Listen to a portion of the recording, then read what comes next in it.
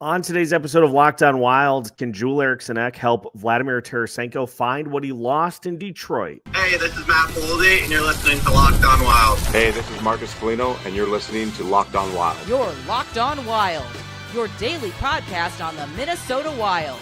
Part of the Locked On Podcast Network, your team every day. What is happening, everybody? Welcome into another episode of Locked On Wild, your daily Minnesota Wild podcast. Part of the Locked On Podcast Network. We are your team each and every day, and we thank you for making Locked On Wild your first listen each and every day as well. Make sure to subscribe on YouTube and your favorite podcast platforms so you don't miss out on any new episodes throughout the week. Today's episode of Locked On Wild is brought to you by FanDuel. Download the FanDuel app now by visiting FanDuel.com and win $300 in bonus bets if your first $5 bet wins. On today's episode of Locked On Wild, we will take a look at the second line. We know the combination is pretty well set. So how will those three, that being Liam Ohgren, Eriksson Ek, and Vladimir Tarasenko, how will they gel? How will they work together? The early indications at training camp have been good. Will that be a combination that gets the job done for the Wild this season? And can Vladimir Tarasenko find what he definitely did not have in Detroit? My name is Seth Toupal, host of Locked On Wilds, credentialed media member for the 2025-2026 season, and host of Seth on Sports. And let's start by going into the Vladimir Tarasenko portion of this. We've talked throughout the offseason about the addition of Vladimir Tarasenko and what he can or cannot bring to the Minnesota Wild. I think, cautiously optimistic that he can find a little bit of what he had before going to Detroit. We'll tell you why here in a second. But look, I get it. It's a massive risk. He is coming off of his worst season as a pro. He is getting older. There's a good possibility that there's just no juice in the battery. That is a legitimate possibility that the Wild took a gamble on Terasenko and that it does not pan out whatsoever. But let's consider a couple of things from this past season as far as the Detroit Red Wings go. We know Detroit was a pretty bad team. Started off dreadfully bad. They fire their head coach. They bring Todd McClellan in. They play better. And then they kind of fizzle off again at the end of the season. In looking at some of the line combinations this past season for the Red Wings, the line that Vladimir Tarasenko is most commonly utilized in was him, JT Compher, and Jonathan Berggren. That line played 242 minutes together, which is roughly the equivalent of 35 games. Other than that, Tarasenko did not have a combination that played more than 21 games together. He got 55.9 minutes with Compher and Rasmussen. He got 92 minutes with Kopp and DeBrincat. He got and on down the list. He got 136 minutes with Berggren and Kasper. He got 111 minutes with Raymond and Larkin. So you're going all over the place. You're jumping up and down the lineup without really getting a chance to settle in and find a fit. Find a fit and find players that complement what you're trying to do as a player. And JT Compher is, he's been in the NHL for quite a long time. He had 11 goals last season. Jonathan Berggren, he had a similar number of goals. So you're paired with two guys that are not, as offensively inclined as they used to be. And you're not playing in the top six role. So none of the offensive numbers really jump off the page on any of the lines that Terasenko was with. The Comper and Bergeron combination, that trio averaged 1.73 goals for per 60 minutes. Now, goals against at 0.99 is nothing to be ashamed of. The combination of Rasmussen, Comper, Terasenko in 13 games together, that combination scored 1 goal. Terasenko, Kopp, DeBrincat. How about having Alex DeBrincat as your opposite wing? That combination had a 3.24 goals for per 60 minutes. They had a goals percentage of 71.4% with 5 goals in 12 games. So maybe that's the one in which there was some solid success. That combination played 92 minutes together, which is roughly 12 games. Some of the other combinations, he had some moments with Dylan Larkin and Lucas Raymond. Played 19 games with that combination. They got outscored 9-3. They had a 1.62 goals against average, a 25% goals percentage. And again, goals percentage is the amount of time that line is on the ice and a goal is scored. Who scores the goal? So it is kind of an arbitrary number. But the point that I'm trying to make is that there were a lot of combinations that Terasenko was part of last season. So he was moving all up and down the lineup because Detroit was dealing with injuries and inconsistencies. So he's jumping all up and down the lineup. And the one line that he played the most with, and I don't have the numbers as to when these line combinations were utilized, but I'm assuming that was a line combination that was used to start the season. Well, that wasn't a very good line combination as far as offense goes. So there are a lot of factors there as far as part of the whole group. And Terasenko himself, some of the numbers that can explain as to what is going on. If you look at his shooting percentage over the last few seasons, he shot 14.8% in 2023 combined. And he played for a couple of different teams, but he shot 14.8%. He shot 8.3% this past season. He had 281 shot attempts, which is the lowest amount by far that he's had in a full season, with the exception of his second year in the league, in which he played 64 games. So 281 shot attempts is by far the fewest that he has had in a full season. He also had 133 total shots on goal, which again, far and away the lowest he's had in a full season. He had 66 shots that missed the net. His shooting percentage on unblocked shots. So we've talked about this. Everydayers, we've talked about this in the past. You take your shot attempts, and there's a portion of those shot attempts that just get kind of swept off by blocked shots. There is another portion of those that get moved off to the side because they're just flat out inaccurate to begin with. So Tarasenko's shooting percentage on unblocked shots was 5.5%. That's the lowest mark he's had in a season since 2020. And that is, as far as, again, full seasons go, the second worst mark of his career. His percentage of unblocked shots that missed the net, 33.2%. That is the highest figure he has had in a season since 2013. And again, in 2013, he played in 60-ish games. So it's the highest figure that he's had in a season for quite a while. He routinely has been in the high 20s to mid 20s throughout the course of his career. So how did Tarasenko manage to score just 11 goals? Number one, his shot attempts went way down.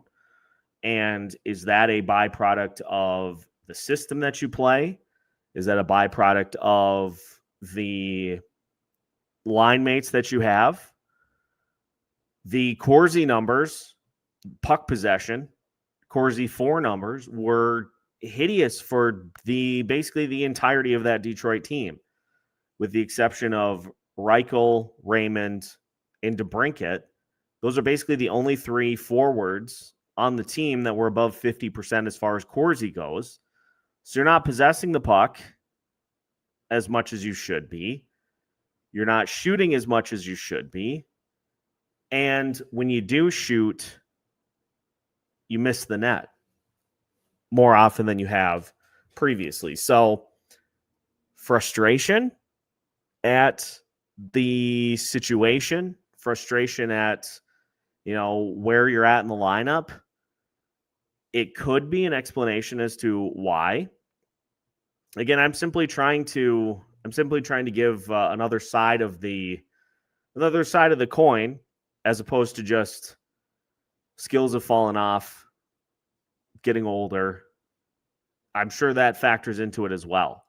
But it's far and away the fewest shots on goal he's had in a regular season. And if you're inaccurate on much fewer shots, yeah, you're not going to score. You're not going to score goals. Now, as far as some of the other numbers that Terasenko has, and the shooting percentage on unblocked shots, last year was at 10.6%. So he was basically 5 percentage points higher last year, 2023, than he was in 2024. And routinely has been between 7, 8, and 9% as far as the shooting percentage goes. And even a 3% dip in shooting percentage on unblocked shots is a sizable over the course of a full season. As far as some of the other numbers go, and just looking at kind of what makes Vladimir Tarasenko tick, he is more of a low to medium danger shooter than he is a high danger guy. This is where Eriksson Ek comes into play, and we'll talk about that coming up next segment. But a majority of his shot attempts, 186 of his shot attempts, came between medium danger and low danger, 13 high danger attempts throughout the season. So he's really not a guy that crashes the net, which is okay, because you've got Eriksson Ek that can certainly handle that. And that's consistent with where he's been at for pretty much his entire career. He hasn't been, since maybe 2018, he hasn't been a guy that crashes a ton. So I just found that interesting. Again, it's probably me just using a high level of copium to try to justify. But it could be an explanation as to why his numbers dipped as much as they did. The other is just that Father Time's on hold. Father Time is waiting on line 1. And Terasenko just has not yet picked up the phone. When we come back, we're going to take a look, as I kind of teased, we'll take a look at kind of how these puzzle pieces fit together for the Minnesota Wild. As far as the second line goes, Eriksson Ek, Terasenko, and Liam Ohgren. We'll talk about that as we continue today's episode after this. Today's episode of Locked On Wild is brought to you by FanDuel. The NFL season is here, and FanDuel is making sure you're ready for kickoff with a can't-miss offer. Right now, new customers can bet just $5, and if your bet wins, you'll get $300 in bonus bets to use across the app. FanDuel offers you a wide variety of options. Whether you want to lay claim to futures bets, you want to live bet during a game, or if you want to pick your favorite team to come away with a big win on Sundays. There are all sorts of options as to what you choose, and they fit everything that you're looking for. All in one easy place, all through the FanDuel app. So are you ready to play? Download the FanDuel app now by visiting FanDuel.com to get started. That's FanDuel.com to place your first $5 bet. Welcome back to today's episode of Locked On Wild. Once again, we thank you for making Locked On Wild your first listen each and every day. Again, we thank you for subscribing on YouTube. Getting close to 3,600 subscribers. We are getting ever closer every day as we get closer and closer to the start of the season. So we thank everybody that has subscribed. And if you have not as of yet, hit that sub button. You are going to enjoy what we have for you as the season unfolds. Tell your friends too. If you got a friend that you think likes hockey, let them know and get them on the show. And we'll, I promise you, we won't let them down. Again, a reminder, on Sunday at noon, we've got a massive surprise for you, arguably the biggest surprise in the history of the show. So stay tuned. At noon on Sunday, I'm not going to spoil it early. You'll just have to find out. Noon on Sunday, right here on YouTube. So let's talk about how these pieces fit together. So we talked about Vladimir Tarasenko and how a majority of his shots come from the low to medium danger areas. If we look at Eriksson Ek over the course of his career, and he's coming off of a rough year, was injured for a good majority of the season, which led to pretty much all of his offensive numbers dipping. Played in just 46 games, 14 goals was half of what he had last year. 29 points was less than half of what he had last year. But let's look at where Eriksson Ek's numbers, let's look at where they come in. Eriksson Ek last year, he shot 10% in the season, 7.5% on unblocked shots. That's a couple of percentage points lower than he's been the last couple of years. But a 1% dip is really not, especially considering that he was dealing with the same sort of core issues that Marcus Foligno previously had. A 1% drop in some of those areas it's pretty understandable. And so it's not anything I don't think to be concerned about as we gear up for the season. Shots on goal, he had 140, which is, as you would expect, sizably lower than where you would expect him to be if he played a full season.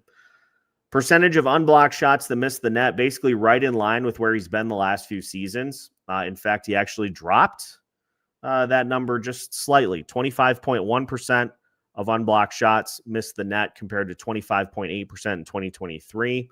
So, again, less than a percentage point. So, not anything crazy. Looking at where a majority of Eriksson Ek's shots come from. For him this past season, he had 18 high danger unblocked shot attempts, 53 medium danger, and 116 low danger.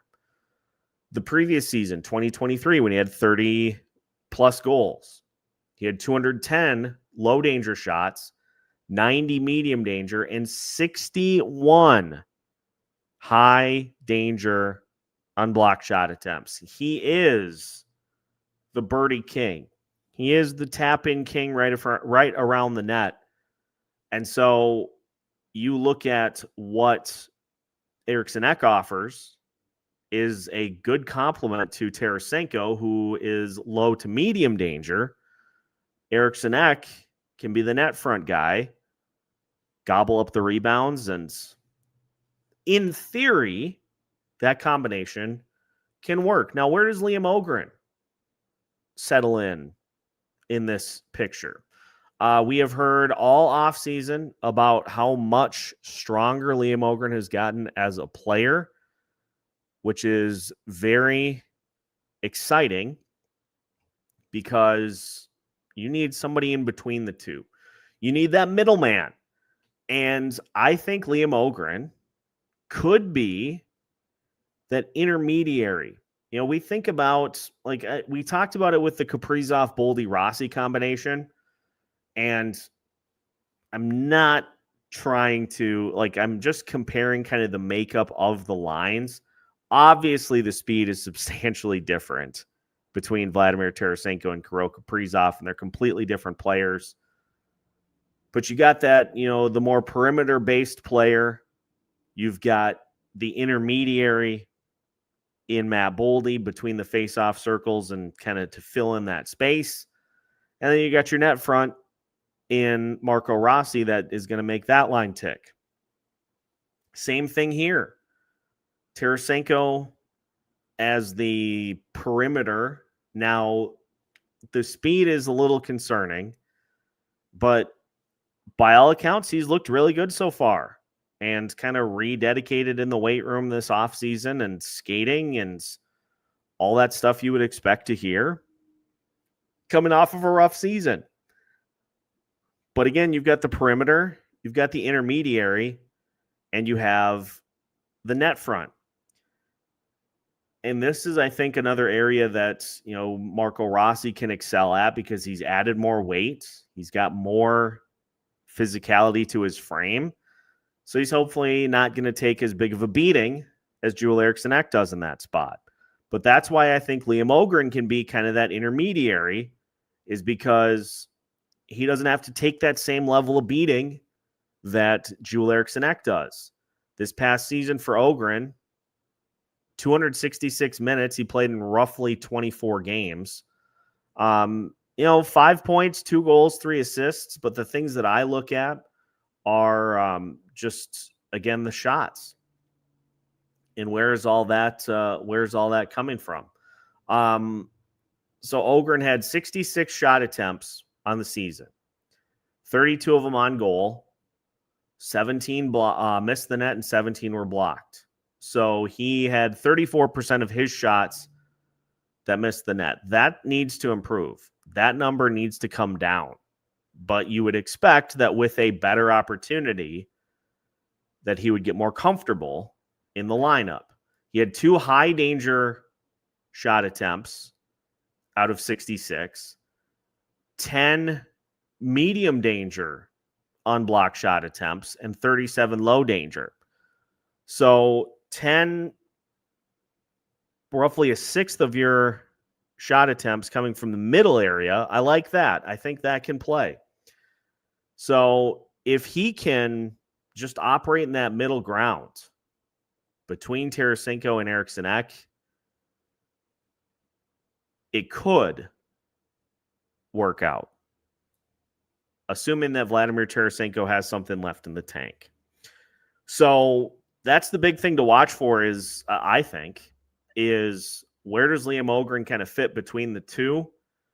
Because I think it's pretty established what Eriksson Ek is going to try to do when he's on the ice and what Vladimir Tarasenko is going to do when he's on the ice. So if Liam Ohgren can kind of pick some area in between, happy campers all around. Now, where does this combination rank amongst the rest of the Central? We'll take a look at the numbers as we finish today's episode of Locked On Wild after this.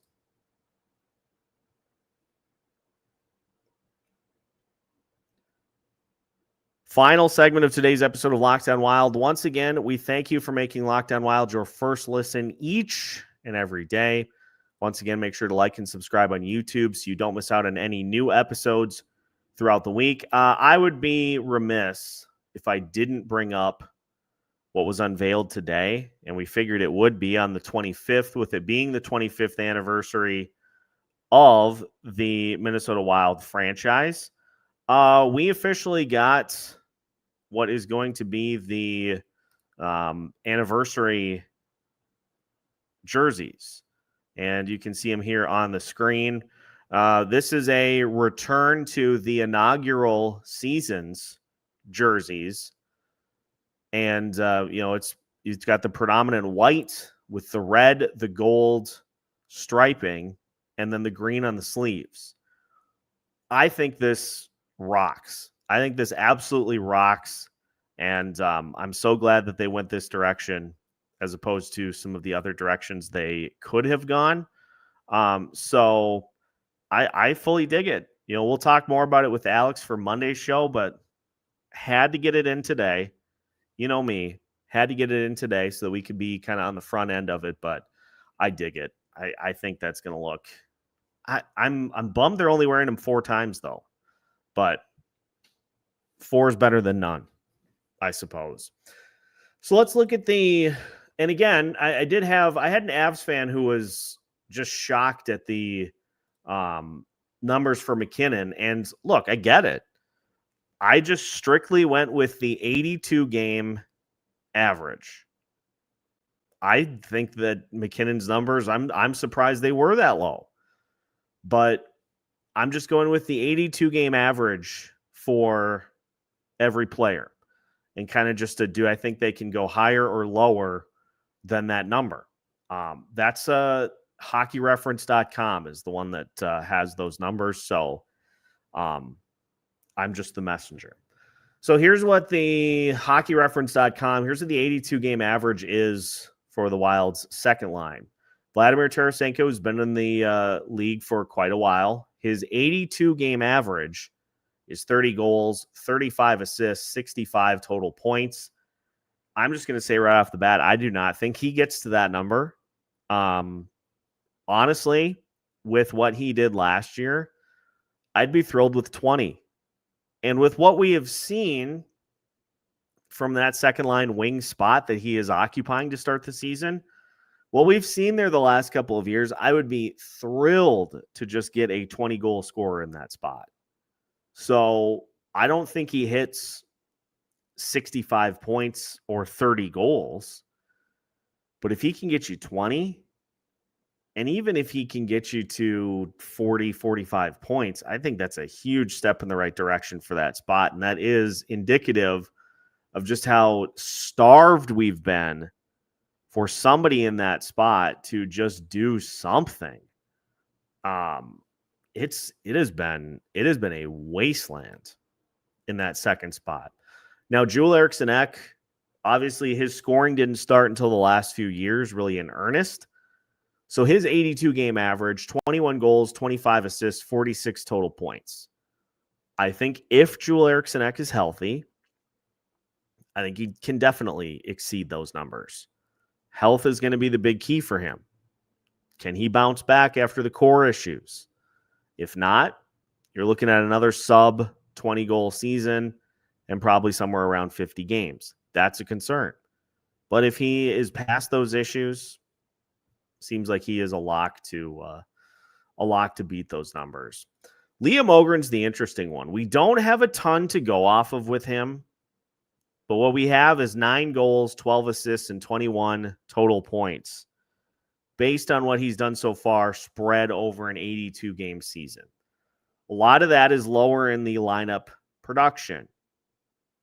I think he could smash this if he gets a consistent opportunity and he runs with it. I think he could smash those numbers. I think we could be sitting on an easy 15 goal, 35-ish points, depending on where he's at. Because another theory that I have that I shared a week or two ago, I think him and Vladimir Tarasenko are in a competition for who is going to hold down that opposite wing spot when Matt Zuccarello is ready to return. I think it's a competition between the two of them, and I think whoever plays the best between the two will be the one that locks that spot down, and I think the other will drop to the third line. We'll see if I'm correct about that. So total numbers for that combination, 60 goals, 132 total points. They rank 8th in the Central. Again, I think there is a good opportunity that these numbers get, I think they get bested. Now, as far as the second line for the rest of the division, we'll start at the top.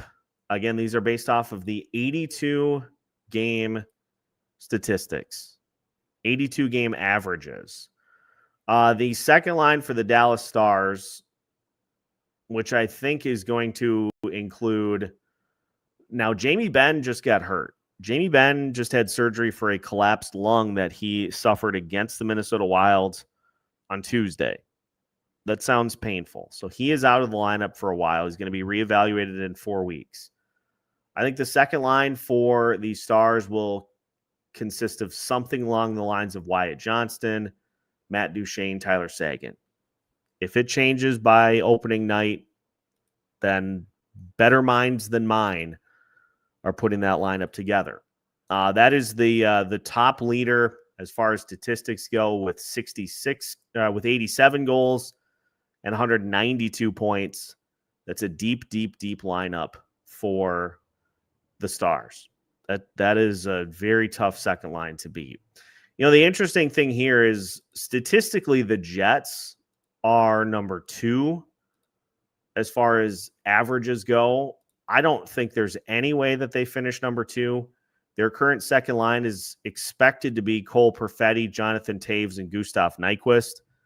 You have 2 massive dice rolls on that second line. There's no guarantee Jonathan Toews can get back to what his average season is, which is 30 goals, 29 assists, 59 total points. There's no chance that he gets to those numbers.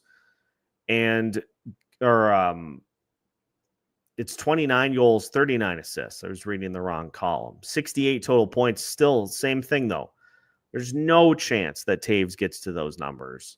Gustav Nyquist, 20 goals, 31 assists, 51 total points is his average season. You could cut that in half, and I still don't think he would get there. So I think this Jets second line is going to be closer to the bottom than it is to the top. The one that was interesting to me was the Colorado Avalanche. And again, I'm just going off of what Hockey Reference has. Gabe Landeskog, Brock Nelson, and Arturi Lehkonen would probably be in my top 3 as far as the division goes. It'd be in my personal top 3. So I'm just going off of the statistics that they give. Average stats have them 5th in the Central with 75 goals and 155 total points. The St. Louis Blues are 4th. Their second line consists, at least right now, of Dylan Holloway, Braden Shen, and Jordan Kyrou. That's pretty impressive. That's a pretty impressive lineup to throw at people. So I obviously think that one is going to be near the top as well. The Utah Mammoth, Clayton Keller, Barrett Hayton, and Nick Schmaltz is their second line. That was actually 3rd on this list with 62 goals and 165 total points. In 6th place was the Nashville Predators. Their third line features, amongst others, Jonathan Marchessault, Michael Bunting, and Eric Howla. Yeah, it's okay. It's so-so. And then the Chicago Blackhawks were 7th on the list. And they boasted Landon Slaggert, who is injured, Jason Dickinson, and Ilya Mikheyev. Not a lot to go off of with those 3. But again, this is probably the biggest wild card, pun intended, on this wild roster. And it's the most important by far. If you can get a bounce back from Terasenko, if Liam Ohgren takes a step forward, and if Joel Eriksson Ek can avoid major injury this year, that could be one of the better second line combos the Wild have had in the last few years. If it's not likely to happen, I don't know that Terasenko is like, we're going to learn very quickly if there's anything left in the tank with him. So again, it's a massive gamble by the Minnesota Wild to bring him in, and we'll see if it plays out. But that is going to do it for today's episode of Locked On Wild. Once again, we thank you for making Locked On Wild your first listen each and every day. Make sure to join us on Sunday at noon. You are going to be shocked by the surprise that we have in store for you. So Sunday at noon it is. Make sure to join us here on YouTube. And until then, we'll have another episode coming up for you later here tonight. We'll take a look at the 4th lines, and probably next week we'll talk about the special teams. Yeah, I don't want to, but we need to discuss it. Make sure to add Locked On Wild to your everyday listening lineup as we get closer to the start of the season, so you don't miss out on any new episodes throughout the week.